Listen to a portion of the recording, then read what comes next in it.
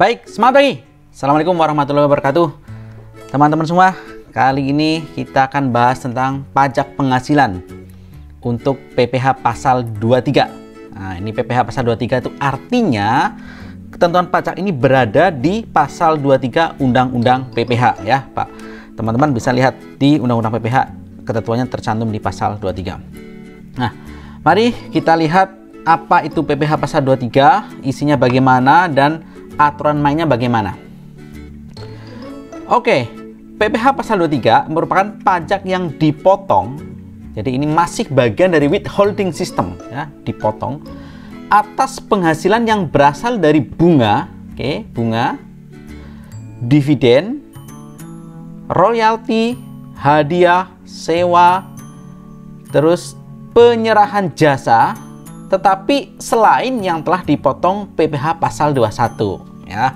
Dari pengertian ini kita bisa mengambil sebenarnya PPh pasal 23 itu dikenakannya itu atas hal-hal yang sifatnya, kalau orang mengatakan passive income ya, kalau beberapa orang menyebutnya adalah passive income, yaitu bunga, dividen ya, royalti ya, hadiah, sewa ya.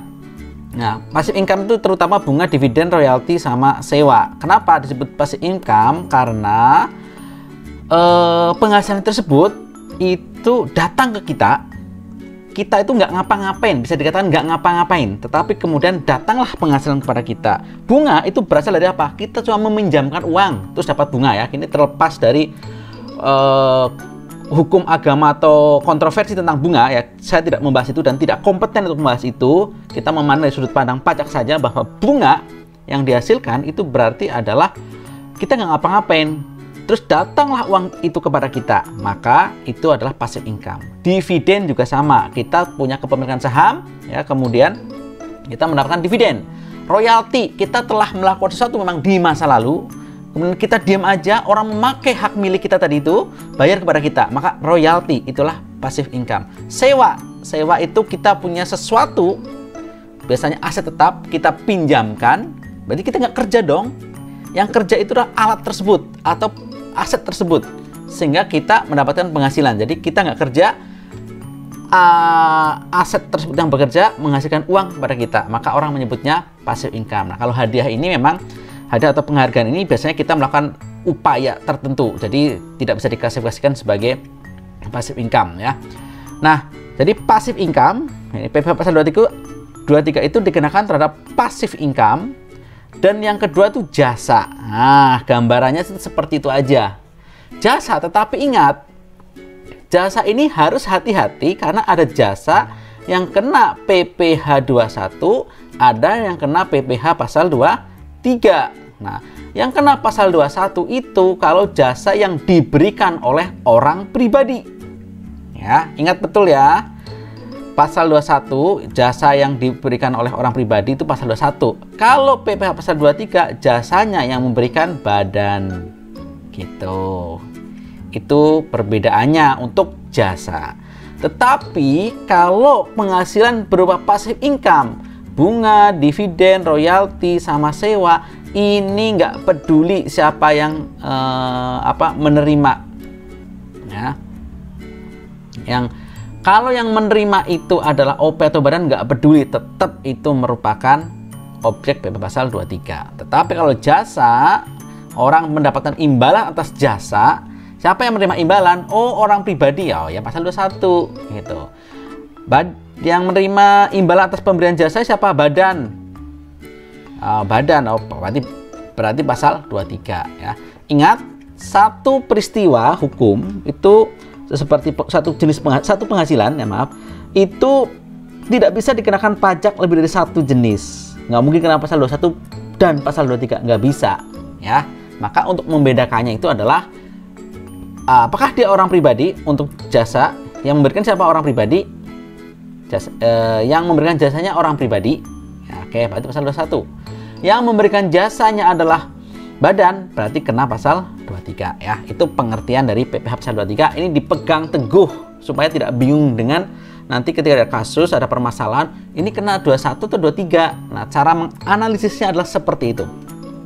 Oke, kita lanjutkan. Ya, jadi seperti hanya PPh pasal 21, PPh pasal 21 itu pertanggungjawabannya itu dilaporkan di SPT masa pasal 21. Kalau pasal 23 juga nanti pertanggungjawabannya di SPT masa PPh pasal 23 atau 26. Kalau 21 juga atau 26 ya. Apa bedanya 21 sama 26? Ini kembali ke pasal 21 dulu ya. Maaf, pasal 21. Pertanggungjawabannya, pelaporannya adalah melalui SPT masa PPh pasal 21/26. 21 kalau orang pribadi dalam negeri, kalau 26 kalau orang pribadi luar negeri ya. WP asing WNA itu kalau mendapatkan penghasilan itu kena pasal 26. Itu pertanggungjawabannya di S1 SPT masa, yaitu SPT masa PPh pasal 21/26. Ini yang wajib lapor SPT masa pasal 21 adalah pemotongnya. Demikian juga SPT masa PPh pasal 23/26. Yang wajib lapor adalah pemotongnya. Ingat, bukan yang dipotong loh ya. Pemotongnya lah yang wajib melaporkan tentang pemotongan yang dilakukan. Ya. 23/26 artinya apa? 23 itu kalau WPDN atau SPDN. Kalau 26 itu kalau yang dipotong itu adalah WP asing atau SPLN. Gitu ya. Jadi wajib dilaporkan, dari pasal 23 dilaporkan oleh pemotong PPh pasal 23 paling lambat tanggal 20 bulan berikutnya. Ini materi di pertemuan kedua ya, tentang ketentuan umum dan tata cara perpajakan. Jadi tanggal 20 bulan berikutnya setelah masa pajak berakhir. Oke. Kemudian penyetorannya adalah tanggal 10 bulan berikutnya. Jadi kalau masanya atau bulannya adalah Oktober, maka tanggal 10 November. Gitu. Itu SPT masa PPh pasal 23/26 ya. Mari kita lihat siapakah pemotong PPh pasal 23. Nah, kita lihat skemanya. Di sini ada pemberi penghasilan. Oke, pemberi penghasilan. Dia membayarkan sebuah penghasilan atau pokoknya bayarlah karena atau memberi penghasilan kepada penerima penghasilan otomatis ya. Nah, karena terutangnya bagi yang menerima penghasilan itu adalah saat dia dibayar, maka pas dibayar dia langsung dipotong. Artinya pemberi penghasilan itu ketika membayar dia juga memotong PPh pasal 23. Dipotong PPh pasal 23-nya sehingga hasilnya adalah inilah penghasilan yang setelah dipotong PPh pasal 23. Oke. Jumlah inilah yang dikasihkan kepada penerima penghasilan. Jadi penerima penghasilan itu hanya menerima bersih setelah dipotong pajak. Nah, berarti nanti pemberi penghasilan itu kan memegang uang pajak yang dipotong dari penerima penghasilan. Nah, pemotongan itulah nanti disetorkan ke kas negara. Kita lihat, siapakah pemberi penghasilan yang merupakan pemotong PPh pasal 23? Ternyata dia adalah wajib pajak badan dan wajib pajak orang pribadi. Tetapi ingat betul, WPOP itu hanya yang ditetapkan dengan surat keputusan ditunjuk oleh Direktorat Jenderal Pajak. Jadi secara umum jarang orang pribadi yang menjadi pemotong PPh pasal 23. Rata-rata adalah badan. Karena syarat untuk menjadi pemotong PPh pasal 23 untuk OP itu syaratnya adalah nanti di bawah ya. Nah ini. Yang bisa ditunjuk itu adalah orang yang profesinya itu pekerjaan bebas seperti akuntan, arsitek, dokter, notaris, PPAT yang selain camat gitu, karena ada PPAT yang camat, ini PPAT selain camat, kemudian pengacara, konsultan yang melakukan pekerjaan bebas, dan orang pribadi yang melakukan punya usaha dan menggunakan pembukuan. Hanya ini yang boleh ditunjuk sebagai pemotong PPh pasal 23, dan itu pun hanya berlaku untuk sewa. Sewa apa? Sewa selain tanah dan bangunan, gitu ya. Karena sewa tanah dan bangunan itu final. Padahal PPh pasal 23 ini sifatnya tidak final. Itu ya, diingat. Jadi OP orang pribadi itu jarang yang menjadi pemotong PPh pasal 23. Rata-rata yang menjadi pemotong itu adalah badan. Itu bisa badan pemerintah, subjek pajak badan dalam negeri, bisa penyelenggara kegiatan, bisa BUT bentuk usaha tetap ya, perwakilan perusahaan luar negeri lainnya ya. Ini contoh dari badan. Biasanya badan lah yang menjadi pemotong PPh pasal 23. Nah, penerima penghasilan, ingat PPh itu kalau pemotongan pemungutan itu biasanya ada pemotongnya, ada yang dipotong, ada jenis penghasilannya, harus memenuhi syarat ketiga-tiganya. Di syarat pertama tadi sebut saja ini adalah ada pemotongnya, siapa? Yaitu yang memenuhi syarat tadi itu badan atau orang pribadi dengan SK penunjukan, dan ada yang dipotong. Yang dipotong yaitu penerima penghasilan, yaitu adalah wajib pajak badan dan BUT. Ya, yang ini yang atas.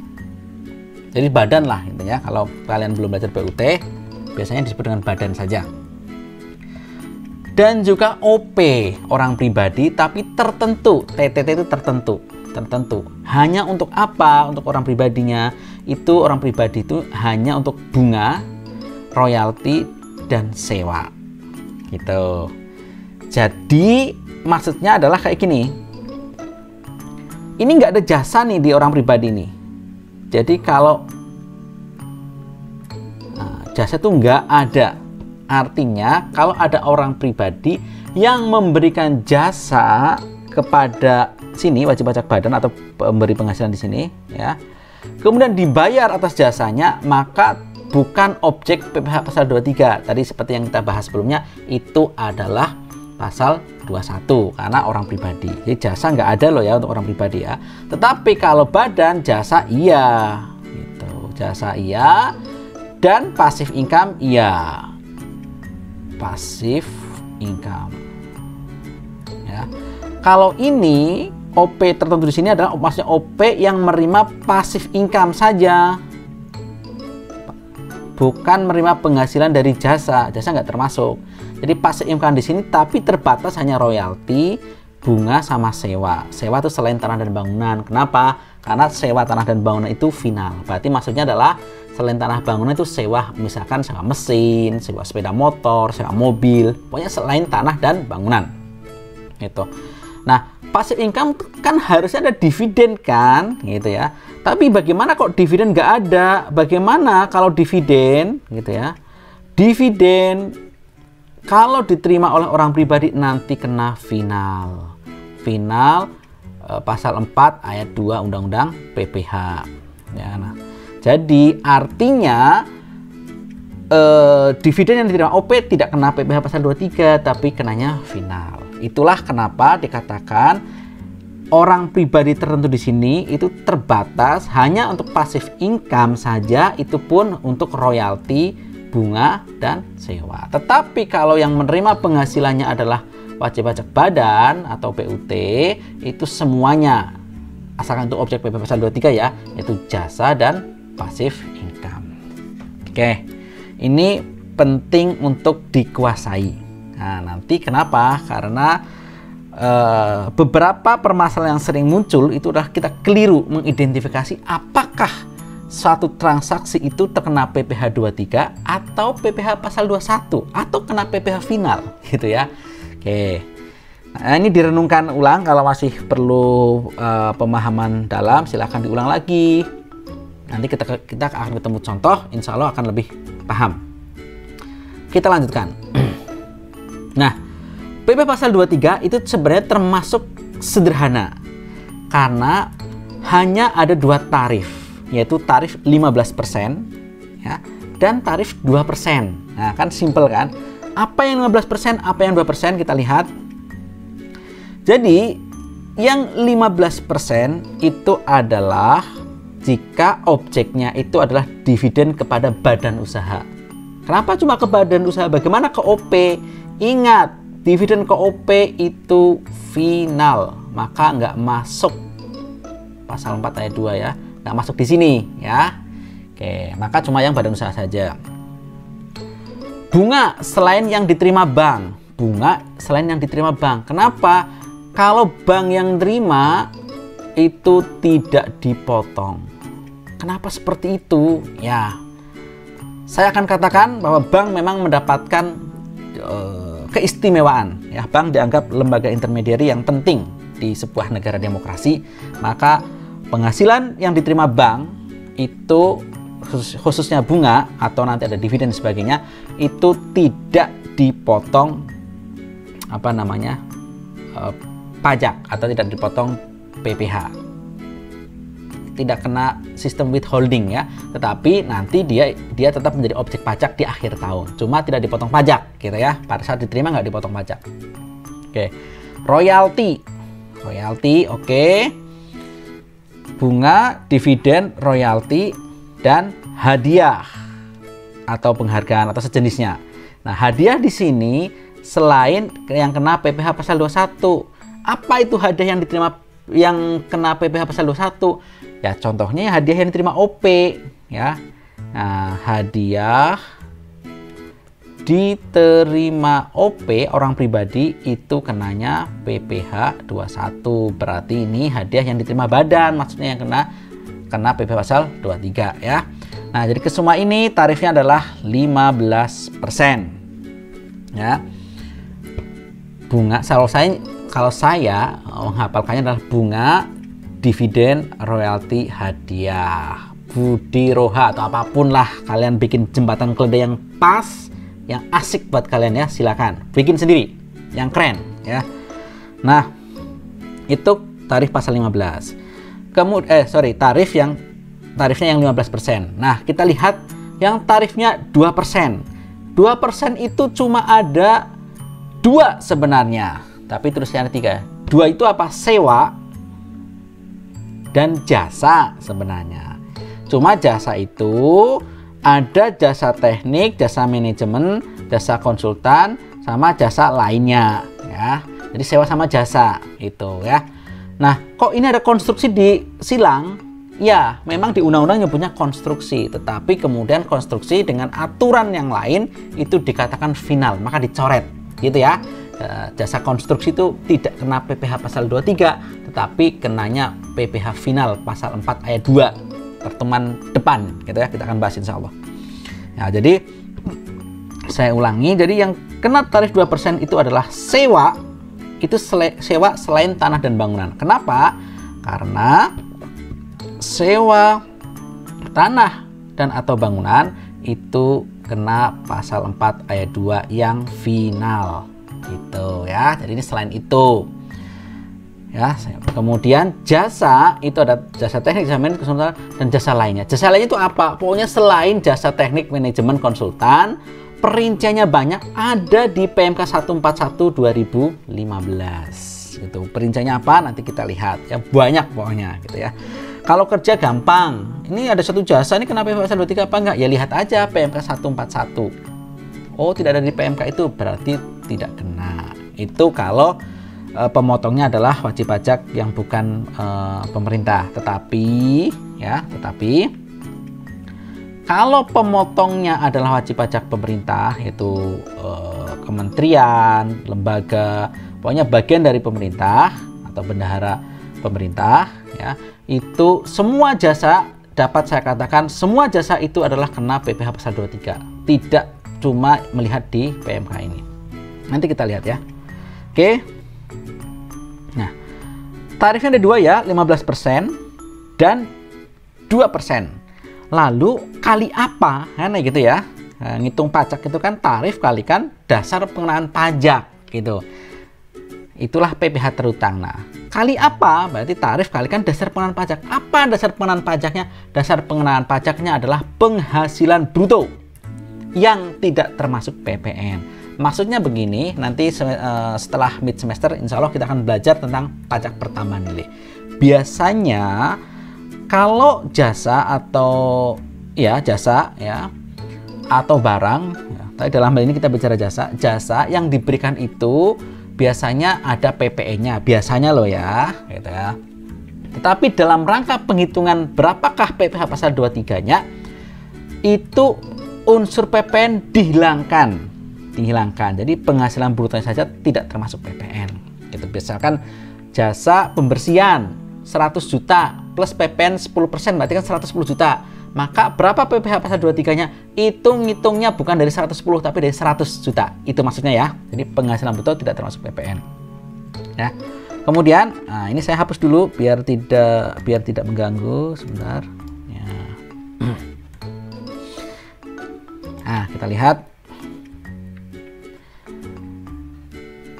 Perlu diperhatikan, walaupun penghasilan bruto itu tidak termasuk PPN, ada satu lagi penjelasan lainnya. Karena ini pasal 23 itu dikenakan atas jasa atau ya, jasa atau sewa, atau yang ini passive income. Sebenarnya sih sewa passive income juga, tetapi karena pengenaan tarifnya berbeda, jadi ya penyebutannya saya buat terpisah ya. Jadi atas PPh 23 atas jasa, sewa, dan yang ini passive income kecuali hadiah, maka sebenarnya itu penghasilan brutonya itu dari jasanya saja. Tetapi khusus untuk catering ya, penghasilan bruto itu bukan cuma jasa, tetapi materinya juga, materialnya. Nah, jasa catering itu kan ini jasa yang ada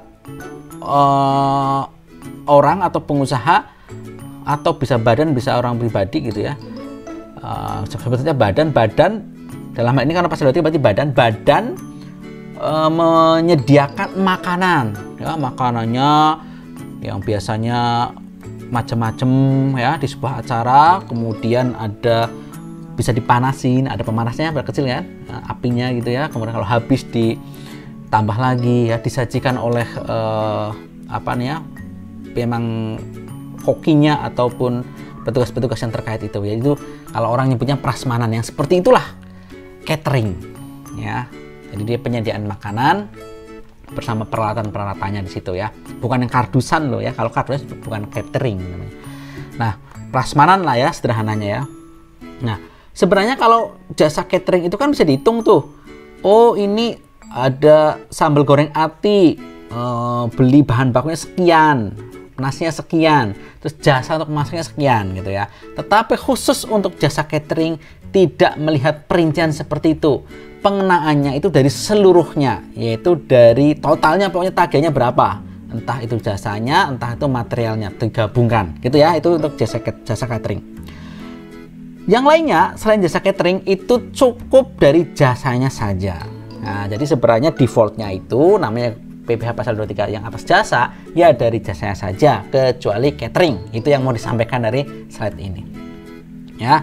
Nah, hanya saja mungkin ada jasa yang ini ya, harusnya dari jasanya saja, ada jasa, tetapi kemudian jasa itu plus juga ada materialnya, misalkan kalau mungkin beli spare part dan sebagainya. Kalau bisa dipisahkan mana spare partnya, mana jasanya, maka pengenaan pasal 23 dari jasanya saja. Tetapi kalau nggak bisa dipisahkan, nggak ada rinciannya, maka apa boleh buat pengenaannya dari keseluruhan tagihan. Gitu ya. Jadi defaultnya DPP-nya itu penghasilan bruto dari jasanya saja, kecuali catering. Nah, selain catering, berarti dari jasanya saja, asalkan bisa dipisahkan. Kalau nggak bisa dipisahkan materialnya sama jasanya, ya apa boleh buat materialnya menjadi masuk ke penghasilan bruto. Oke. Satu lagi ketentuannya adalah jika penerima penghasilan itu tidak memiliki NPWP, maka tarifnya menjadi 100% lebih tinggi. Kalau pasal 21 itu kan 20% lebih tinggi jika nggak punya NPWP. Kalau pasal 23 100% lebih tinggi. Mari kita lihat yang tarif 15%. Apa itu tarif 15%? Ingat-ingat ya, ada bunga, dividen, royalti, hadiah penghargaan gitu. Nah, pertama kita lihat dividen. Dividennya itu kepada badan usaha. Ya, kenapa? Kalau OP dividen kepada orang pribadi kenanya final. Nah, apa itu definisi dividen? Ya, pengertian di pajak itu bisa sedikit lebih luas daripada pengertian di akuntansi. Sebenarnya dividen adalah pembagian laba kepada pemegang saham, gitu ya. Coba kita lihat bagian laba yang dibagikan badan kepada pemiliknya tanpa melihat nama dan bentuknya. Ini definisi dalam pajak. Itu bisa macam-macam, ya. Bisa pembagian laba baik langsung maupun tidak langsung. Kemudian penyerahan kembali karena likuidasi yang melebihi jumlah modal yang di-store, kalian mungkin akan membaca apa namanya definisi-definisi ini agak kaget gitu ya, ada yang aneh-aneh, tapi tidak masalah. Tidak perlu terlalu berpikir rumit. Saya akan kenalkan yang sederhana saja dulu. Misalkan pembagian laba, kalian pasti sudah tahu bahwa itu masuk dividen. Oke, pembagian laba dalam bentuk saham juga kalian sudah tahu bahwa orang mendapat dividen itu bisa juga wujudnya bukan uang tapi saham juga. Kemudian ini dalam pajak juga diakui itu dianggap dividen jika ada pencatatan tambahan modal tanpa setoran, itu dianggap dividen gitu. Aneh-aneh ya. Kemudian pembagian SHU kepada anggota koperasi itu juga termasuk ke definisi dividen. Pembagian SHU kan sebenarnya SHU itu kan sisa laba atau laba lah ya, kepada anggota koperasi. Ini kalau anggota koperasinya badan, maka kenanya PPh pasal 23. Tetapi kalau anggota koperasinya itu adalah orang pribadi, kenanya final gitu ya. Tapi ini bicara dulu apa itu dividen ya. Termasuk ini yang unik, pengeluaran perusahaan untuk kepentingan pribadi pemegang saham yang dibebankan ke perusahaan. Itu bagi aturan, menurut aturan pajak itu dianggap sebenarnya ini membagi dividen gitu kalau ada pemberian atau pengeluaran untuk kepentingan pribadi pemegang saham ya. Oke. Nah, ada yang perlu kita pahami bersama tentang dividen itu, karena dia melibatkan beberapa jenis pajak, maka saya buat skema seperti ini. Jika dividen dibagikan, yang bisa membagikan dividen otomatis adalah perseroan terbatas ya. Dividen dibagikan oleh perseroan terbatas kepada para pemegang sahamnya, itu bisa masuk ke objek pajak dan ada yang bukan objek pajak. Kita lihat ya. Nah, ternyata gini, jika pemegang sahamnya itu merupakan koperasi, maka bukan objek pajak. Jadi yang merah ini kita yang bukan objek pajak. Bukan objek pajak tuh kalau koperasi yang menjadi pemegang sahamnya. Jadi koperasi kalau punya saham, kemudian dia terima dividen, itu tidak dipotong pajak karena itu dianggap bukan objek pajak. Nah, ada syaratnya yang merah nih. Nah, syarat bahwa dividen itu menjadi bukan objek pajak, itu syaratnya adalah yang tanda ini asterik ini. Satu, ya, bahwa badan usaha investi itu berarti tempat kita memegang saham, artinya perusahaan kita berinvestasi, gitu ya, tempat kita berinvestasi itu ada di Indonesia, berarti perusahaan di Indonesia. Nah, jadi PT-nya ini PT yang di Indonesia. Yang kedua, dividennya itu berasal dari cadangan laba yang ditahan. Nah, ini syarat yang harus, rata-rata sih memang kalau dividen itu berasal dari cadangan laba yang ditahan atau return earning lah gitu ya, dari laba, bukan dari hal lain ya, karena bisa jadi dividen itu tidak dari laba ditahan. Contohnya tadi definisi dividennya macam-macam tadi di atas kan, ada yang bukan dari laba ditahan kan, bukan dari laba gitu. Nah, syaratnya itu dulu ya, harus seperti itu, maka baru bisa masuk ke bukan objek pajak. Nah, untuk koperasi syaratnya cukup itu, tetapi kalau penerimanya itu adalah penerima dividennya adalah PT pasti dalam negeri ya, bisa BUMN, BUMD, itu tambah syarat lagi jika kepemilikannya 25% atau lebih, berarti lebih dari atau sama dengan 25% kepemilikan di sebuah perusahaan, maka ketika dia menerima dividen bukan merupakan objek pajak bagi PT ini ya. Jadi kalau PT yang di sini itu syaratnya selain bahwa yang di asterix ini itu di Indonesia, kemudian berasal dari laba ditahan, plus lagi kepemilikannya 25% ke atas, itu menjadi bukan objek pajak. Oke, ini karena merah saya ganti pennya menjadi warna sebentar, yang biru ya.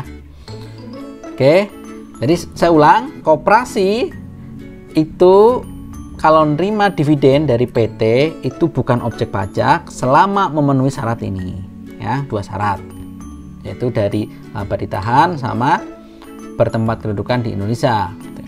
Tetapi kalau PT ya menerima dividen itu menjadi bukan objek pajak juga asalkan memenuhi syarat ini juga, yang 2 ini, plus kepemilikannya adalah 25% ke atas. Maka bukan objek pajak, tidak dipotong pajak. Nah, berikutnya ada dividen yang merupakan objek pajak, yaitu dalam kondisi apa? Yaitu dalam kondisi yang terima itu adalah PT dalam negeri, bisa BUMN BUMD, tetapi kepemilikannya kurang dari 25%. Contohnya berarti ya 24, 20 sampai ke bawah ya. Maka ketika PT ini memiliki saham sebesar 24% misalkan dan mendapatkan dividen, maka menjadi objek pajak, kena PPh pasal 23 maksudnya ya. Ini kenanya PPh pasal 23 sebesar 15% gitu. Nah, berikutnya menjadi objek pajak juga jika yang nerima itulah WP badan dalam negeri lainnya. Lainnya berarti selain yang disebutkan. Ini contohnya adalah kalau yang memiliki saham itu adalah yayasan. Ya, yayasan itu tetap akan menjadi objek pajak berapapun kepemilikannya. Ya, berapapun kepemilikannya tetap menjadi objek pajak, akan dipotong PPh pasal 23, PPh pasal 23 ya. Yayasan. Mungkin yang lainnya bentuk badan lainnya apa selain yayasan? Selain PT tadi kan ada yayasan, ada CV, ada firma dan sebagainya. Nah, ini memang perlu dicek apakah CV firma itu boleh memiliki saham ya. Pokoknya kalau boleh memiliki saham dan dia memiliki saham dan kemudian mendapatkan dividen, maka masuk ke WP badan dalam negeri lainnya ini menjadi terkena PPh pasal 23. Gitu, sebesar 15%. Lalu bagaimana kalau yang pemegang saham adalah orang pribadi? Nah, wajib pajak OP saya tambahkan ya, dalam negeri ya, ada OP dalam negeri itu menjadi objek pajak juga, tapi final ya, final berarti aturannya di pasal 4 ayat 2 Undang-Undang PPh sebesar 10%. Oke. Nah, sebenarnya bisa saya lanjutkan juga nih, walaupun masih bicara pasal 23, saya lanjutkan. Bagaimana kalau penerimanya adalah WPLN, nah selain BUT ya, WPLN selain BUT, jadi ini bisa OP, bisa perusahaan-perusahaan yang di luar negeri gitu ya, maka ini kenanya PPh pasal 26 ya. Nanti habis ini kita akan bahas pasal 26. Tarifnya secara umum adalah 20% gitu. Itulah dividen. Jadi dividen itu ketika dibagikan, lihat dulu siapa yang menerima dividen tersebut. Jadi pemegang sahamnya jenisnya yang mana? Apakah koperasi ataukah PT yang memiliki kepemilikan 25% ke atas, atau kepemilikannya di bawah 25%, ataukah dia yayasan yang dan lain-lain gitu ya, atau dia orang pribadi atau wajib pajak luar negeri. Nah, itu perlakuannya berbeda. Ini mesti dipahami. Oke, lanjut. Ini karena kita bicara PPh pasal 23, maka yang kena PPh pasal 23 yang mana? Yang ini dong berarti. Nah, jika ada PT yang menerima dividen tetapi kepemiliknya kurang dari 20%, maka kena PPh pasal 23 15%. Dan kalau ada WP badan dalam negeri lainnya, berarti contohnya yayasan gitu ya, menerima dividen, maka kena PPh pasal 23 15% juga. Kalau koperasi nggak kena PPh pasal 23 gitu. Lanjut. Itu dividen ya. Sekarang bunga. Ingat, bunga yang diterima oleh wajib pajak selain bunga dari bank, maka itu merupakan objek PPh pasal 23. Kenapa? Bank tadi saya sampaikan, bank itu istimewa. Jadi kalau bank menerima bunga ya, itu tidak dipotong PPh pasal 23 gitu. Tidak kena pemotongan, tapi nanti tetap merupakan objek pajak di akhir tahun. Nah, ini apa itu bunga? Itu bisa premium, diskonto, imbalan karena jaminan pengembalian utang. Nah, jadi ada intinya adalah jaminan kaitannya dengan utang, termasuk bagi hasil, ya, margin, ujroh yang ada dalam sistem berbasis syariah yang tidak membolehkan riba, ya, berupa bunga, ya, sepanjang pembayaran tersebut merupakan penghasilan yang diterima pihak ketiga atas penyertaan dana yang tidak termasuk dalam modal perusahaan. Jadi bunga itu beda dengan saham. Kalau kepemilikan saham, dapat sesuatu dari kepemilikan saham itu namanya dividen. Tapi dapat sesuatu dari utang itu namanya bunga. Gitu. Nah, dalam pajak itu tidak membedakan antara bagi hasil dan bunga. Jadi teman-teman yang mungkin senang belajar perbankan syariah dan sebagainya, itu tidak usah tersinggung. Memang aturan pajak itu tidak melihat hal seperti itu. Jadi bagi hasil pun menurut aturan pajak dipandang sama atau sekelas dengan bunga. Jadi merupakan objek PPh pasal 23 juga. Oke. Nih, ada tambah lagi selain yang telah dipotong PPh final. Karena ada bunga yang dipotong PPh final, yaitu bunga, ya, yang final nih ya, bunga tabungan. Ini sekaligus materi pertemuan berikutnya. Bunga tabungan, bunga deposito itu kenanya final. Berarti bukan bunga yang itu, gitu ya. Ini bunga pinjaman saja, gitu. Yang kena PPh 23 itu bunga pinjaman. Kalau bunga tabungan, bunga deposito itu sudah dipotong final. Bunga obligasi itu juga sudah final, gitu ya. Royalti, ya. Royalti definisinya macam-macam lah. Kita bisa kalian baca di slide ini, tetapi intinya adalah biasanya royalti itu adalah ada suatu ciptaan atau suatu karya yang kemudian bisa juga dipatenkan, kemudian dipakai oleh orang lain, dan orang atau pihak lain tersebut memberikan imbalan atas pemakaian hak cipta kita atau hak milik kita, hak cipta terutama, ya, gitu ya. Itu royalti, intinya seperti itu, ya.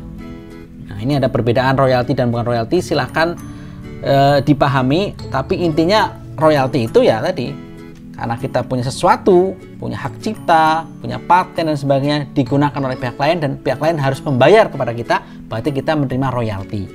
Penulis misalkan dia dapat royalti atas tulisannya yang kemudian dijual, ya, di sebuah buku, itu royalti juga, contoh dari royalti.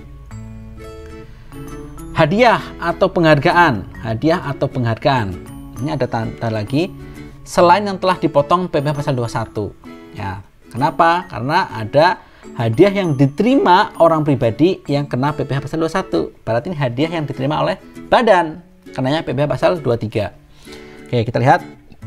Objek pajak untuk PPh pasal 23 adalah, untuk hadiah adalah hadiah perlombaan, penghargaan, dan prestasi tertentu, dan hadiah sehubungan dengan pekerjaan atau pemberian jasa. Nah, ini ada 3 jenis pemotongan PPh atas hadiah. Ya, jadi kita lihat nilai rasa di PPh pasal 23 ini, ya, hadiah atau penghargaan. Nanti hadiah itu ada macam-macam gitu, ya. Oke. Tetapi yang dimaksud di sini hadiah atau penghargaan itu berarti sesuatu yang kita peroleh karena kita dalam ini, karena pasal 23 adalah badan, itu dia telah melakukan sesuatu upaya yang berbeda dengan pihak lain, maka kita berhak mendapatkan hadiah atau penghargaan tersebut. Ya, jadi berbeda dengan hadiah undian. Kalau hadiah undian itu tidak ada upaya yang istimewa dari penerima hadiah undian. Kalau hadiah atau penghargaan di sini, ya, ini sifatnya adalah penerimanya itu telah melakukan sesuatu. Yang sesuatu itu biasanya berbeda dengan pihak lain, sehingga dia berhak mendapatkan penghargaan atau hadiah. Ya, jadi ada upaya yang cukup lah sehingga dia berhak mendapatkan penghargaan. Nah, penerimanya itu kita lihat, jika yang menerima itu adalah wajib pajak OP dalam negeri, maka kenanya PPh pasal 21, yaitu tarif pasal 17 kalikan penghasilan kena pajak. Ini biasanya kalian ingat-ingat, ini namanya PPh pasal 21 untuk peserta kegiatan, ya. Ingat-ingat ya. Ingat lagi materi yang lalu, peserta kegiatan. orang pribadi peserta kegiatan kenanya dia mendapat hadiah atas keikutsertaannya di sebuah kegiatan dan menjadi pemenang gitu ya, maka dia menjadi peserta kegiatan dan dipotong PPh atas hadiah atau penghargaan yang diterima oleh orang pribadi ya. Oke. Kalau yang terima wajib pajak dalam negeri badan atau BUT sebenarnya luar negeri tetapi masuk dipersamakan dengan wajib pajak dalam negeri dalam beberapa hal ya. Jadi kalau diterima badan atau BUT itu kenanya pasal 23. Cara ngitungnya adalah karena hadiah itu tarifnya 15%, ya udah 15% kalikan penghasilan brutonya berapa. Itu. Kalau pasal 21 kan enggak. Pasal 21 enggak seperti itu. Pasal 21 itu kan tarif pasal 17 berarti di sini kan 5%, 5, 15, 25, 30 gitu kan. Tergantung nilai rupiahnya berapa gitu. Kalau pasal 23 enggak, pasal 23 cuma 15% kalikan penghasilan brutonya berapa, nilai hadiahnya berapa gitu. Kemudian kalau yang menerima ternyata adalah wajib pajak luar negeri yang bukan BUT, jadi wajib pajak di misalkan perusahaan di luar negeri gitu, di Singapura, di Amerika dan sebagainya, dia ikut kompetisi atau apa dan menang, dia dapat hadiah, maka kenanya PPh pasal 26 ya. Tarifnya adalah 20% ya, PPh pasal 26 itu kenanya tarifnya 20% itu. Nanti kita akan belajar kadang-kadang nggak 20% ketika ada tax treaty atau perjanjian penghindaran pajak berganda. Nanti kita bahas ya video setelah ini bagaimana cara menghitung pasal 26 dan ketika ada tax treaty. Nah, pasal 26 ya. Jadi wajib pajak luar negeri itu kenanya pasal 26. Ini bisa yang terima orang pribadi, bisa juga badan. Yang luar negeri ya, luar negeri semua ini masuk kategori pasal 26. Secara umum adalah 20%. Oke. Itu hadiah atau penghargaan. Ada lagi ya, satu jenis, ada hadiah nih, tetapi tidak dipotong pajak, non objek pemotongan. Jadi tidak dipotong pajak. Yaitu dalam hal apa? Yaitu ketika hadiah yang diberikan kepada semua pembeli atau konsumen akhir tanpa diundi ya. Atau hadiah diterima langsung oleh konsumen akhir saat pembelian barang jasa. Jadi contohnya kita beli deterjen ya, kemudian dapat piring. Semua yang beli deterjen dapat piring. Nah, maka itu tidak perlu ada pemotongan pajak ya. Itu bukan objek withholding system, tidak dipotong pajak. Tetapi ingat ya, karena orang pribadi atau badan yang nerima hadiah langsung tadi itu mendapatkan tambahan penghasilan, maka piring tadi itu akan menjadi penghasilan dan diperhitungkan atau menjadi objek pajak pada akhir tahun di SPT tahunan PPh gitu ya. Jadi bukan objek pemotongan, bukan objek withholding system, tapi harus dilaporkan di akhir tahun menjadi objek pajak dalam sistem self assessment gitu. Nanti semester depan kalian belajar apa itu SPT tahunan PPh-UP. Oke. Selanjutnya, ini yang tarif 2%. Tarif 2% tadi hanya ada dua sebenarnya, sewa dan jasa ya. Sewa, ingat selain tanah dan bangunan. Karena tanah dan bangunan ini adalah objek PPh pasal 4 ayat 2 yang final, otomatis final ya, pasal 4 ayat 2 itu final. Nah, ini berarti kita bicara sewa yang bukan itu. Berarti contohnya adalah sewa mesin, sewa peralatan gitu ya, dan lain-lain ya, kendaraan, motor, sebagainya gitu ya. Merupakan penghasilan yang diterima atau diperoleh sesuai dengan kesepakatan untuk memberikan hak menggunakan harta selama jangka waktu tertentu, baik dengan persetujuan tertulis maupun tidak tertulis, sehingga harta tersebut hanya dapat digunakan oleh penerima hak selama jangka waktu yang telah disepakati. Ya, sebenarnya sewa seperti itu kan hakikatnya. Nah, contohnya sewa kendaraan. Oke, lanjut. Ini kemudian yang berikutnya adalah jasa. Jasa ya, tetapi ini ada jasa teknik, jasa manajemen, jasa konstruksi, jasa konsultan. Nah, konstruksi nggak masuk ya, karena ini final. Sekarang kita bicara yang selain konstruksi. Jasa teknik, apa definisinya? Pokoknya jasa teknik lah. Saya tidak mempersulit kalian dengan memahami apa itu jasa teknik, nanti kita buat sederhana saja ya. Jasa manajemen apa, silakan dibaca. Jasa konsultan apa, kita memakai nilai rasa secara umum saja dulu ya. Kemudian ada berikutnya adalah imbalan jasa lainnya. Lainnya itu berarti selain jasa teknik tadi, selain yang ini nih. Nah, selain teknik, manajemen sama konsultan ya. Oke. Apa saja? Nah, ada di PMK 141 tahun 2015. Jadi prinsip pemotongannya seperti ini nih. Ini sekali lagi prinsip pemotongan untuk jasa lainnya. Jadi misalkan gini, teman-teman itu teman-teman sebuah badan ya, sebuah badan, kemudian memakai jasa dari perusahaan. Ya, jasa itu jasa aneh, misalkan jasa penolakan santet, misalkan.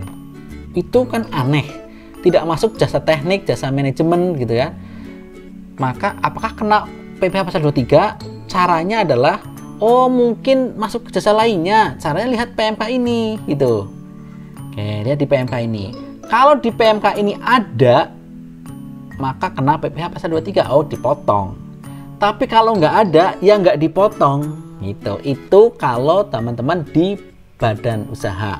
Tetapi kalau teman-teman di pemerintahan sebagai bendahara pemerintah, intinya semua jasa itu kena PPh pasal 23. Ingat ya, ini prinsip pemotongan untuk non pemerintah ya. Jadi kalau kalian ada di perusahaan swasta misalkan, itu kalau membayar atas jasa yang diberikan oleh perusahaan lain, jasanya itu aneh, kalian nggak kenal, kalian harus melihat PMK 141 ini ya. Dilihat ada di daftar enggak. Kalau ada berarti kena PPh pasal 23. Kalau tidak ada, maka tidak kena PPh pasal 23. Itu kalau kalian di swasta. Tapi kalau kalian di pemerintah, semuanya kena PPh pasal 23. Semua jasa aneh-aneh apapun kena ya. Asalkan yang memberikan itu adalah badan. Kita lihat. Ini prinsipnya, saya ulang. Prinsip pemotongannya adalah ada transaksi ya, transaksi. Kita akan bertanya, apakah transaksi tersebut ada penghasilan yang dibayar oleh pemotong PPh pasal 23 ya. Pemotong PPh pasal 23 apa? Siapa? Tadi depan adalah WP badan ya, atau OP yang memakai SK ditunjuk oleh Direktorat Jenderal Pajak. Badan dalam negeri kan, badan ya, termasuk BUT ya. Berarti kalau maksudnya gini, kalau ternyata pembayarnya itu adalah badan luar negeri, jelas misalkan misalkan itu adalah perusahaan asing yang di luar negeri gitu, jelas bukan objek PPh pasal 23. Kenapa? Karena dia perusahaan asing di luar negeri itu tidak termasuk pemotong PPh pasal 23. Kayak gitu ya maksudnya ya. Atau apakah dibayarnya oleh kedutaan besar, itu juga bukan pemotong ya, bukan pemotong, maka tidak mungkin kena PPh pasal 23. Jadi pertanyaan pertama, apakah dibayar oleh pemotong PPh pasal 23? Kalau jawabannya iya, oh iya, ini yang bayar adalah WP badan, misalkan PT Telkom lah misalkan gitu ya.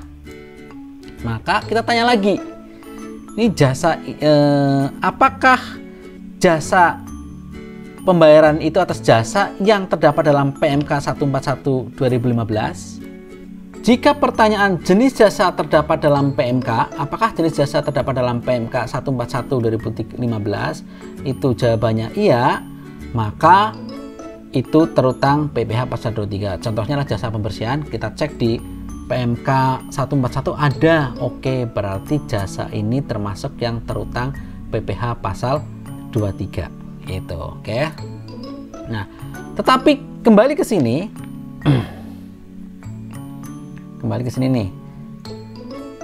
Ada pertanyaan, jika dibayar pemotong PPh pasal 23 ternyata pembayarnya itu bukan pemotong PPh pasal 23, maka masuk kategori tidak ya, tidak dipotong PPh pasal 23, ya udah nggak ada PPh pasal 23, selesai gitu ya. Nah, pertanyaan berikutnya kan sisi ya nih. Nah, sekarang bagaimana kalau jasa tersebut tidak terdapat dalam peraturan Menteri Keuangan ini 141, contohnya jasa penolak santet gitu ya, kan tidak ada di situ. Jawabannya tidak. Oh, tidak ada. Kalau tidak ada ya sudah, tidak terutang PPh 23, tidak dipotong PPh pasal 23. Bukan berarti dia nggak kena pajak. Nanti di akhir tahun penerima penghasilan itu tetap melaporkan penghasilan tersebut di SPT tahunan PPh, tetapi pas menerima penghasilan tidak dipotong PPh pasal 23. Ini prinsip untuk jasa lainnya untuk non pemerintah ya, non pemerintah.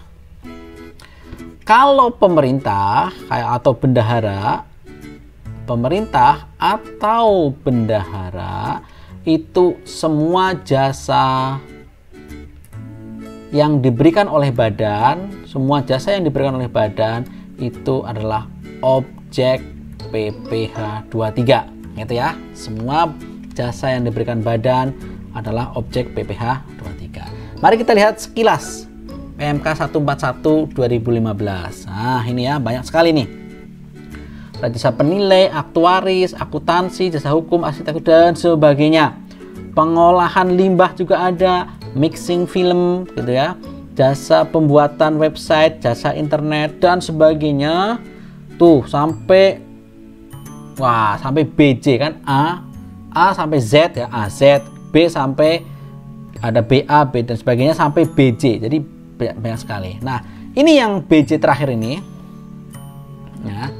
Jadi, jasa selain jasa-jasa tersebut di atas yang pembayarannya dibebankan pada anggaran pendapatan dan belanja negara dan belanja daerah ini merupakan objek PPh pasal 23. Artinya, jika pembayar jasanya yang bayar gitu ya, itu adalah pemerintah itu biasanya melalui bendaharanya, bendahara pemerintah, ini harus dipotong PPh pasal 23 meskipun tidak ada jasa selain jasa tersebut di atas, berarti tidak ada di daftar ini. Contohnya saya yakin itu jasa penolakan santet tuh nggak ada di sini ya. Nah, itu berarti misalkan ada institusi pemerintah menggunakan jasa seperti itu ya, maka itu masuk yang dipotong PPh pasal 23. Tetapi kalau misalkan PT Telkom itu swasta kan, walaupun BUMN tapi kita anggapnya swasta, menggunakan jasa penolakan santet tidak ada di sini nih, maka itu tidak dipotong PPh pasal 23 oleh PT Telkom. Beda kalau yang menggunakan jasa adalah pemerintah. Jasa yang aneh yang nggak ada di daftar ini tetap dipotong PPh pasal 23. Dasarnya apa? Dari BJ ini. Jasa selain jasa tersebut di atas yang pembayarannya dibebankan pada APBN atau APBD itu menjadi objek PPh pasal 23. Harus dipotong PPh pasal 23 oleh pemerintah. Oke ya. Nah, sekarang kita masuk ke DPP. Tadi sudah dibahas sekilas karena pengenaan tarif pasal 23 itu adalah dikalikan dasar pengenaan pajak. Dasar pengenaan pajaknya itu ada dua sebenarnya, catering sama non catering. Kalau non catering itu jumlah brutonya itu adalah, ini kalian bisa baca sendiri, tapi intinya adalah selain material, selain pegawai yang terlibat dan sebagainya, asalkan itu semua bisa dirinci gitu ya. Nah, kalau catering semuanya, materialnya maupun jasanya. Itu aja ya. Nah, ini yang penting berikutnya adalah dikecualikan dari pemotongan. Jadi dikecualikan dari pemotongan saya lengkapi PPh pasal 23 ya. Karena bisa jadi dari sini ada kena PPh yang lain ya. Penghasilan yang dibayar atau terutang kepada bank. Ya, bank itu istimewa, maka bunga yang diterima bank ya itu juga tidak termasuk yang dipotong PPh pasal 23. Sewa yang dibayarkan atau terutang sehubungan dengan sewa guna usaha dengan hak opsi. Nah, kalian belajar leasing ya. Kalau sudah belajar leasing itu kan ada dengan hak opsi dan tanpa hak opsi. Nah, yang dengan hak opsi itu menjadi tidak dipotong PPh pasal 23 karena itu dianggap sebenarnya adalah cicilan kepemilikan aja. Oke, kemudian dividen ini dikecualikan dari pemotongan. Ini tadi yang kita bahas tadi itu, yang bukan objek pajak itu, ya, yaitu syaratnya adalah diterima oleh koperasi, ya, atau PT dalam negeri dengan kepemilikan lebih dari 25%. Jadi lihat lagi struktur dividen yang di slide sebelumnya. Nah, ini tidak dipotong pajak. Karena apa? Bukan objek pajak, gitu ya. Saya tidak akan ulangi lagi. Bisa cek lagi slide yang tadi bagian mana yang bukan objek pajak untuk dividen. Kemudian bagian laba yang diterima atau diperoleh anggota dari perseroan komanditer yang modalnya tidak terbagi atas saham, kemudian yang dari persekutuan, dari perkumpulan, dari firma dan kongsi, termasuk pemegang unit penyertaan kontrak investasi kolektif. Jadi ini maksudnya adalah ada bagian laba yang diterima anggota untuk badan yang bentuknya CV, ya, kemudian bentuknya persekutuan, perkumpulan, firma, kongsi, gitu ya. Mereka kadang-kadang kan membagikan laba. Nah, labanya itu tidak dipotong PPh pasal 23, ya. Ini masuk kategori bukan objek pajak. Kalian akan belajar ini nanti di semester depan. Kenapa bukan objek pajak? Karena salah satunya adalah kayak gini. Anggota dari CV, anggota dari persekutuan, anggota dari perkumpulan, anggota firma dan kongsi itu sebenarnya agak sulit dilepaskan dari badannya. Jadi firma sama pemilik itu susah dipisahkan, ya, seperti bagian yang tidak terpisah. Maka ketika CV membagikan laba kepada anggotanya itu seperti membagikan pada dirinya sendiri, gitu. Jadi karena sudah kena pajak di level badannya, di CV-nya, di perkumpulannya, di persekutuannya, maka tidak kena pajak lagi di level penerimanya si pemiliknya, gitu ya. Jadi menjadi bukan objek pajak. Itu alasannya, ya. Kemudian SHU, sisa hasil usaha koperasi yang dibayarkan oleh koperasi kepada anggotanya. Nah, ini memang masuk ke kategori dividen, tetapi ini nanti kenanya adalah final, maka tidak dipotong PPh pasal 23, ya. Tidak boleh, ya, satu jenis penghasilan kena dua pajak, nggak boleh. Jadi ini kenanya final, maka nggak kena PPh pasal 23. Penghasilan yang dibayar atau terutang kepada badan usaha atau jasa keuangan yang berfungsi sebagai penyalur pinjaman dan atau pembiayaan, ya. Ini pembiayaan untuk kepemilikan sesuatu itu biasanya mirip-miripkan dengan dengan bank, ya, perbankan, ya, karena dianggap cukup penting juga, maka tidak dipotong PPh pasal 23. Kemudian imbalan sehubungan dengan jasa kegiatan yang telah dipotong PPh pasal 21. Kalau sudah dipotong PPh pasal 21 tidak boleh kena pasal 23 lagi, gitu. Dan yang terakhir adalah imbalan sehubungan dengan jasa lain sesuai dengan PMK 141 yang telah dikenai PPh yang bersifat final berdasarkan peraturan perundang-undangan tersendiri. Ini contohnya adalah jasa konstruksi itu, ya. Itu kan final, ya, maka tidak boleh dipotong pasal 23. Oke, saya lanjutkan. Saat terutang PPh pasal 23. Nah, itu ada berbagai kondisi. Pertama itu pada akhir bulan dibayarkannya penghasilan. Pada akhir bulan dibayarkannya penghasilan. Misalkan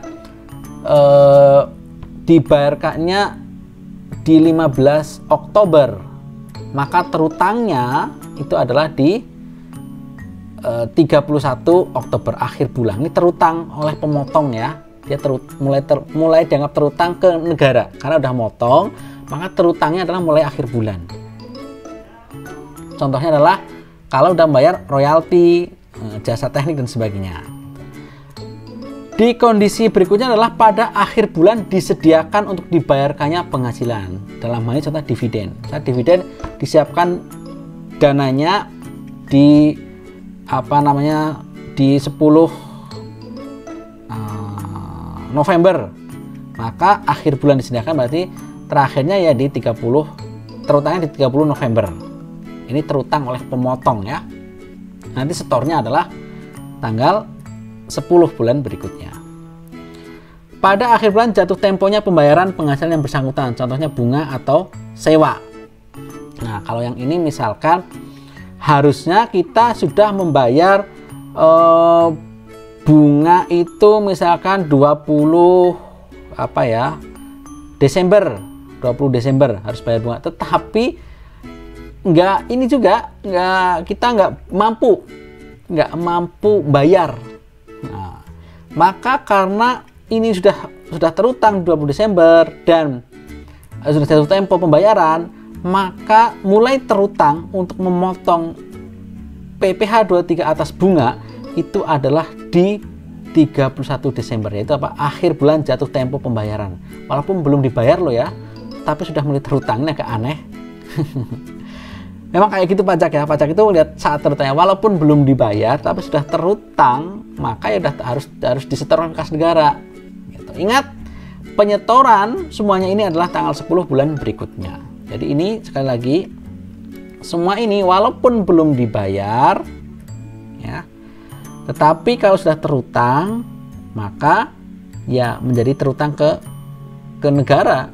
Kapan terutangnya? Kapan harus disetorkannya? Tanggal 10 bulan berikutnya.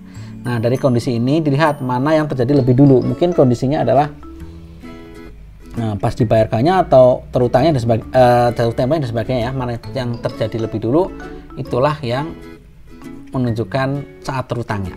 Gitu. Oke. Berikutnya ini hak dan kewajiban dari pemotong dan yang dipotong. Pemotong pajak kewajibannya adalah 1. Setiap pembayar harus memotong sesuai dengan ketentuan yang berlaku. Maka lihat tarifnya berapa, 2% atau 15%. Atau pertama gini, apakah penghasilan ini harus dipotong PPh pasal 23? Oh iya, oke, dipotong. Tarifnya berapa? Sekian. Berapa jumlahnya? Nah, kalau udah ketahuan jumlahnya, pas bayar dipotong. Yang kedua, setelah dipotong diapain? Setor dong ke kas negara. Setornya tanggal 10 bulan berikutnya ya. Kemudian membuat bukti potong. Bukti potongnya ini diserahkan kepada yang dipotong sebagai bukti bahwa dia itu kenapa berkurang penghasilannya. Oh, karena dipotong pajak. Ini buktinya gitu. Kemudian setelah itu pemotong untuk melaporkan SPT masa PPh pasal 23 ke kantor pelayanan pajak ya. Dan tadi menyerahkan bukti potong, ini udah ya lanjutannya ya, menyerahkan bukti potong kepada yang dipotong. Bagaimana kewajiban dari hak atau kewajiban dari yang dipotong? Hak ini terutama ya, haknya adalah meminta bukti potong. Kalau dipotong pajak, ya dia boleh atau berhak untuk meminta bukti potong pajaknya. Dan karena pasal 23 itu tidak final, maka bisa menjadi kredit pajak di akhir tahun. Ingat ya, pasal 23 itu tidak final. Maka siapapun yang dipotong PPh pasal 23, entah OP, entah badan, itu akan menjadi kredit pajak di akhir tahun. Apa itu kredit pajak? Menjadi pengurang pajak akhir tahun. Gitu. Ini contoh perhitungan. Mungkin dari ini kita akan lebih paham lagi mekanismenya. Ya, kita lihat bagaimana cara menjawab sebuah kasus, apa dipotong PPh pasal 23 atau tidak. Nah, ini mudah-mudahan membantu, tidak membuat rumit ya. Oke, ada sebuah transaksi, dianalisis transaksinya ya. Ditanya, apakah dari transaksi tersebut timbul penghasilan? Ternyata misalnya tidak timbul penghasilan, ya udah nggak ada objek PPh pasal 23 ya. Oke. Bagaimana kalau ternyata ada penghasilan? Kalau ada penghasilan, ya ini ada penghasilan ya. Kita tanya lagi, apakah ini termasuk kategori jual beli atau pemberian jasa atau penghasilan dari modal? Jadi dua, jual beli atau jasa atau modal.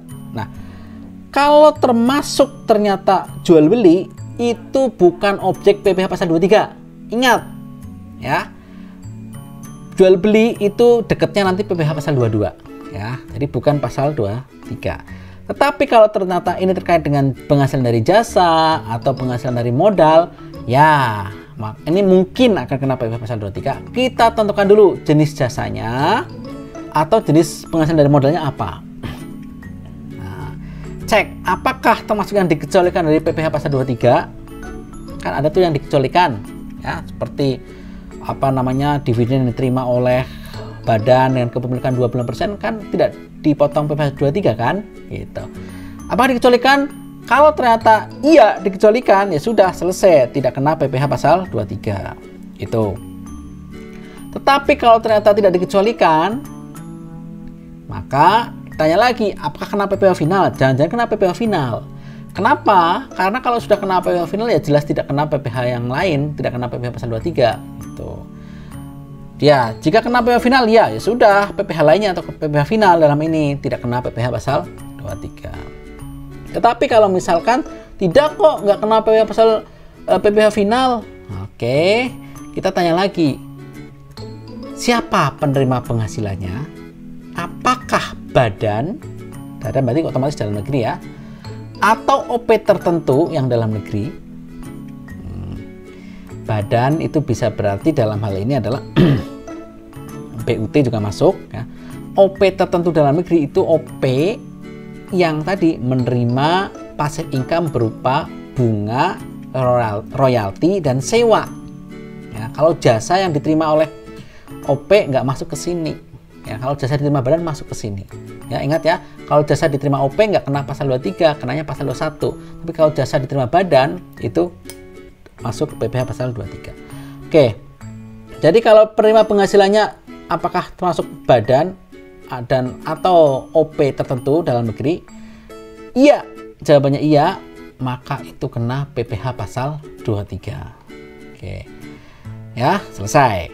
Tetapi kalau penerima penghasilan itu selain badan atau OP tertentu tadi, contohnya adalah penerimanya lah WP luar negeri ya, yaitu WP asing, misalkan Love is Hard Limited gitu misalkan, itu perusahaan asing. Nah, itu berarti tidak kena PPh pasal 23, kena pasal 26, masuk ke PPh lainnya lah. Intinya bukan PPh pasal 23. Ini struktur atau cara pikir kita menganalisis sebuah transaksi. Kelihatan rumit? Nanti kalau sudah lancar tidak rumit kok ya. Kita lihat dari soal ini ya. Oke, ini ada beberapa kasus. Intinya ini PT Indo Sistemik. Nah, ada industri pembuatan sampo. Dia itu melakukan transaksi 1 sampai 9. Nah, kita menghitung PPh pasal 23 yang harus dipotong. Kita lihat satu persatu. Pertama, tanggal 4 PT Indo Sistemik tadi namanya ya. PT Indo Sistemik ya. PT Indo Sistemik membayar royalti. Oke, royalti itu kena pasal 23 deh kayaknya. Oke, tapi jangan buru-buru ya.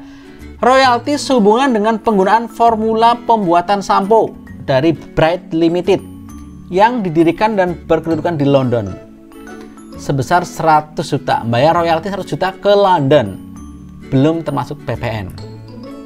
Oke, kita analisis ini royalti nih sebenarnya. Kita lihat ya.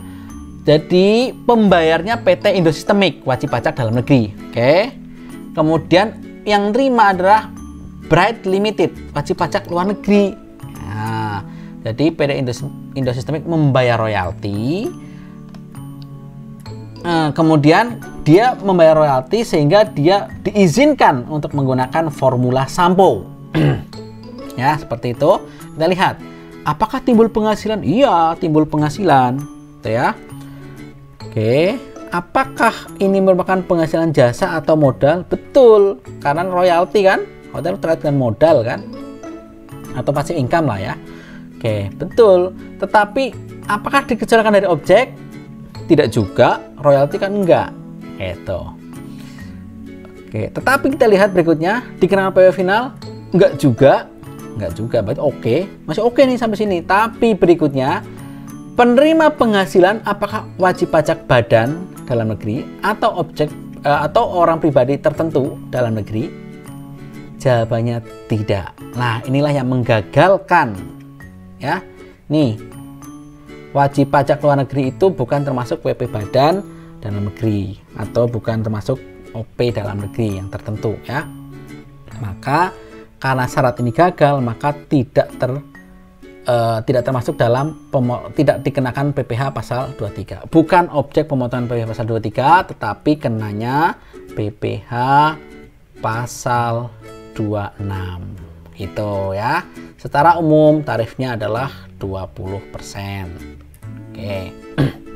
Atau nanti kalau ada tax treaty atau perjanjian penghindaran pajak berganda, maka mengikuti tarif yang ada di tax treaty tersebut. Oke, begitu ya. Transaksi kedua, tanggal 6 membayar tagihan sewa mobil kepada PT Rental sebesar 20 juta, belum termasuk PPN. Berarti ini PT Indosistemik ya. Ya, dia membayar kepada PT Rental, bayar sewa, sehingga dia boleh menggunakan mobil dari PT Rental. Oke. Apakah timbul penghasilan? Iya dong, penghasilan sewa kan. Kemudian apakah penghasilan jasa atau modal? Betul, karena penghasilan dari ini mobil itu adalah passive income ya, penghasilan dari sewa. Kemudian dikecualikan dari objek? Enggak dikecualikan. Kemudian dikenakan PW final? Enggak juga. Oke, masih oke nih. Apakah penerima penghasilan WP badan atau OP tertentu dalam negeri? Iya, ini WP badan dalam negeri. Nah, makanya oke juga ini. Berarti kena PPh pasal 23 dong? Iya, betul. Kena PPh pasal 23.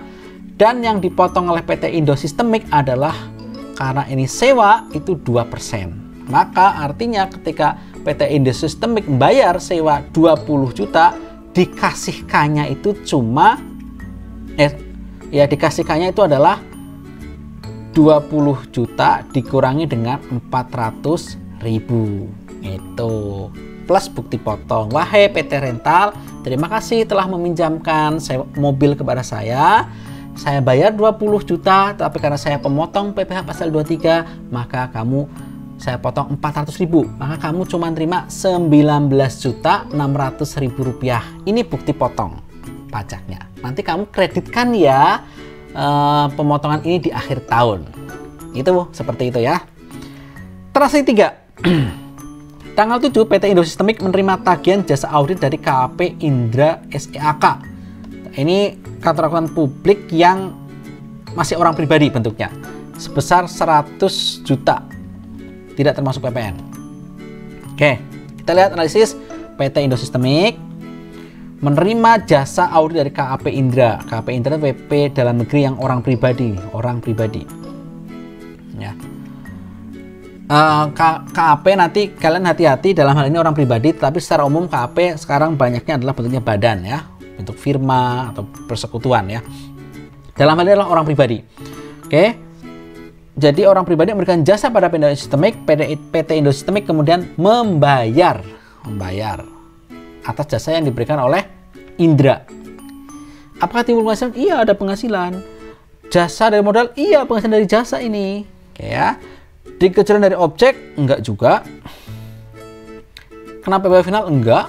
Nah, tetapi lihat penerima penghasilannya, apakah WP badan dalam negeri? Bukan. Apakah WPOP tertentu dalam negeri? Bukan. Loh kok bukan? Kan dalam negeri nih Pak, OP nih. Nah, yang dimaksud tertentu dalam negeri ini maksudnya itu adalah, ingat ya di depan ya, hanya kalau OP ya, OP itu hanya passive income berupa bunga, royalti, sewa. Hanya bunga, royalti, sewa. Nah, ini jasa.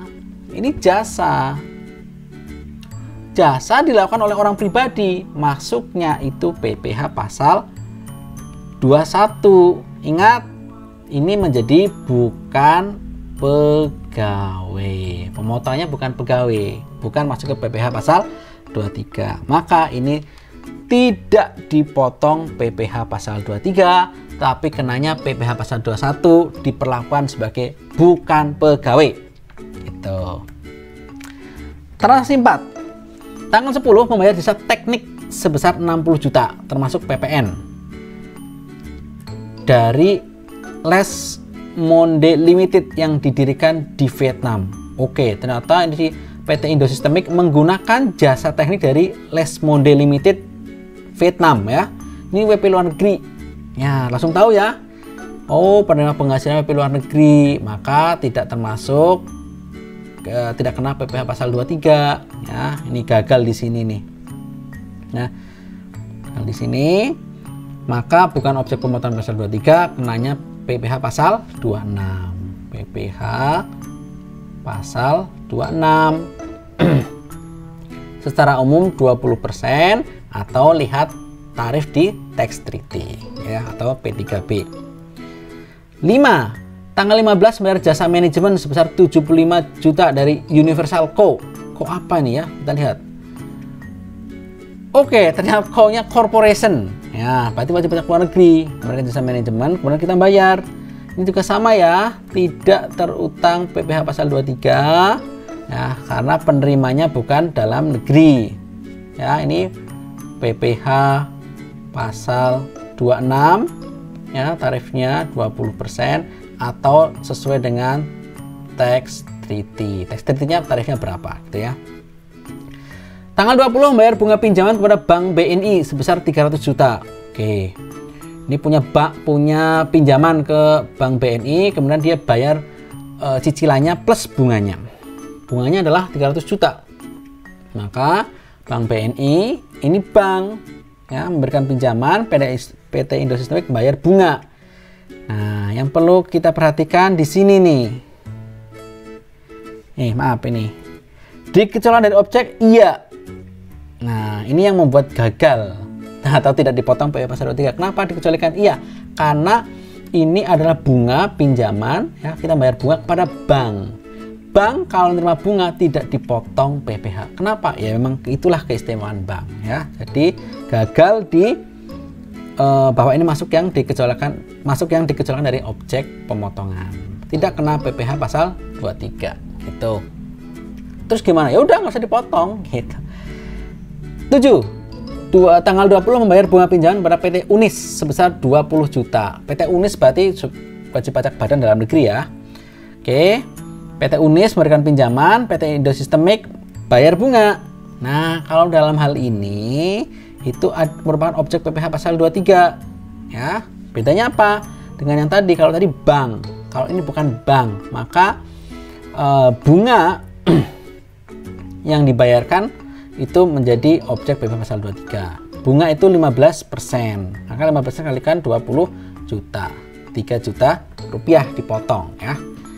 Oke, 8. Tanggal 25 mendapat penghargaan berupa uang tunai 10 juta dari Kementerian Perindustrian atas jasanya mengembangkan industri sampo di Indonesia. Wah, ini dapat penghargaan. Dari Kementerian Perindustrian memberikan hadiah atau penghargaan kepada PT Indo Systemic karena dia sudah berusaha memenuhi persyaratan. Mungkin tidak sadar dia memenuhi persyaratan tersebut karena day to day kegiatannya itu mengembangkan industri sampo dengan baik sehingga orang nggak ketombean, misalkan itu mungkin dianggap berharga sekali buat negeri ini gitu ya, sehingga diberikan penghargaan ya, maka dia dapat hadiah. Nah, apakah kena PPh pasal 23? Iya ya. Kenapa? Ya, karena ya memang hadiah atau penghargaan di sini termasuk objek PPh pasal 23. Maka kenanya kalau hadiah itu 15%. Nah, permasalahannya adalah apakah ini apa yang membedakan hadiah undian dengan hadiah yang ini? Kalau hadiah undian itu dia nggak perlu ngapa-ngapain. Ya, tinggal paling kirim bungkusnya gitu, dapat diundi terus selesai. Tapi yang ini kan dia melakukan sesuatu yang tidak dilakukan oleh pihak lain, yaitu dia dianggap berjasa mengembangkan industri sampo. Mengembangkan industri sampo di Indonesia itu mungkin dampaknya itu membuat tenaga kerjanya banyak, pengangguran berkurang dan sebagainya, sehingga berjasa gitu ya. Nah, perusahaan lain kan nggak bisa melakukan seperti itu. Maka dia melakukan sesuatu yang berbeda dengan yang lain, upayanya berbeda. Maka bukan hadiah undian. Itu maksud saya seperti itu. Oke, yang 9. Membayar sewa mesin fotokopi kepada B. Mars, pengusaha orang pribadi asal Purbalingga. Ini misal ya, sebesar 10 juta. Oke. PT Indo Systemic, ini B. Mars, ini WPOP, OP dalam negeri ya. B. Mars itu menyewakan mesin fotokopi. Wahai PT Indo Systemic, ini saya punya mesin fotokopi, kamu mau pinjam ya? Boleh, kamu pinjam, bayar ke saya. Nah, kemudian bayar sewa. Oke. Ada penghasilan, ini perusahaan penghasilan modal, dari modal, kemudian dikecualikan dari objek, enggak. Kemudian bukan kena PPh final. Nah, penerima penghasilannya adalah badan, bukan. Orang pribadi tertentu, iya. Loh, kok dalam hal ini iya? Iya, karena ini adalah penghasilan dari sewa. Penghasilan sewa itu boleh. Nah, atau penghasilan sewa yang diterima orang pribadi itu masuk kena PPh pasal 23. Bukan jasa, ini sewa. Bedanya apa? Nah, sekarang oke. Yang ini meskipun penerima penghasilan adalah OP, jenis penghasilannya adalah sewa sehingga dipotong PPh pasal 23. Loh, ya. Maka sewa itu 2%, 2% kalikan 10 juta maka dipotong 200.000. Nah, mungkin ada yang bertanya seperti ini. Loh, ini bukannya jasa, Pak? Jasa persewaan. Jadi sekali lagi istilah pajak dengan istilah keseharian mungkin berbeda. Jadi kalau di PPh pasal 23 itu kadang-kadang dibedakan antara jasa dan sewa. Kalau jasa oleh orang pribadi itu pasal 21, jasa oleh badan pasal 23. Tapi penghasilan sewa yang diterima badan atau orang pribadi itu tetap 23, gitu ya. Sewa itu tetap 23, mau OP mau badan. Nah, terus bedanya apa dong OP sama badan? Jadi nggak ada bedanya sebenarnya selama yang membuat badan atau OP itu menerima penghasilan itu bukan diri badannya, bukan diri OP-nya, tetapi aset tetapnya biasanya di sini. Ini yang kerja di sewa itu bukan badan, bukan OP-nya, tapi bendanya. Gitu, itu beda jasa. Kalau jasa itu lebih kepada unsur yang melakukan sesuatu, itu adalah orang pribadinya atau badannya. Kalau sewa itu adalah biasanya aset tetapnya. Contohnya mesin fotokopi. Kan si Mars itu cuma ngomong kayak gini, Indosystemik ini fotokopi, pakailah, kamu bayar ke saya. Kan si Mars itu kan asik aja, nongkrong aja, ngopi aja, dapat duit dari sewa. Nah, itulah beda jasa sama sewa. Kalau jasa itu Marsnya itulah yang harus melakukan sesuatu, ngaudit lah dan sebagainya. Tapi kalau sewa itu yang kerja adalah asetnya si Mars. Nah, paham ya? Itu bedanya jasa sama sewa. Itu kalau sewa yang orang pribadi atau badan tetap kena pasal 23. Tapi kalau jasa, kalau yang memberikan badan itu kena 23, kalau OP 21. Gitu. Nah, contoh lain silahkan dibaca sendiri di slide. Itu akan memperkaya pemahaman teman-teman semua. Di contoh lain itu biasanya yang ada kaitannya dengan jika sebuah jasa itu ada materialnya, bahan atau pembelian spare part, atau mungkin punya karyawan yang harus dibayar, digaji gitu, maka PPh pasal 23 itu pengenaannya itu atas jasanya saja jika memang bisa dirinci. Baik teman-teman semua, mudah-mudahan dapat dipahami ya. Diulang kalau belum paham dan kerjakan latihannya bisa melihat dari soal di UTS tahun-tahun yang lalu. Oke? Tetap semangat. Terima kasih. Assalamualaikum warahmatullahi wabarakatuh.